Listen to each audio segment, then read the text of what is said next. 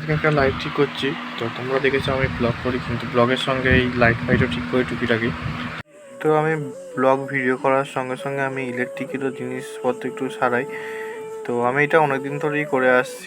যারা আমাকে চেনো তারা জানে যে ইলেকট্রিকের কাজ আমি টুকিটাকি করি। তো একটা ইমার্জেন্সি আমাকে দিয়েছে একজন, এই লাইটটা একটু জ্বলছে না কেন সেটা দেখার জন্য দিয়েছে। তো লাইটটা কেন জ্বলছে না সেটা ইলেকট্রিক লাইনে দিলেই বোঝা যাবে। তো সেই জন্য চার্জ দিয়ে দেখছি আগে ব্যাটারিটা ঠিকঠাক আছে কিনা। তো চার্জে দেওয়ার পর দেখলাম বোর্ডের প্যানেল থেকে ফ্লাশ করছে। তো এটাকে ঠিক করার চেষ্টা করব, আর সেগুলো তোমাদেরকে শেয়ার করবো। দেখা হচ্ছে পরের ভিডিও। এই লাইটটা খুলেছিলাম, তো লাইটটা যে সুইচ লাগিয়ে দিয়েছি, এখানে একটা রেগুলেটর লাগানো ছিল।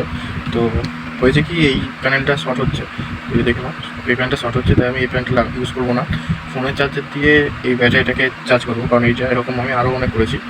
এটা 4 ভোল্টের ব্যাটারি আছে। তো আজকের মতো এইটুকু, কিছু ছোটো টাটা।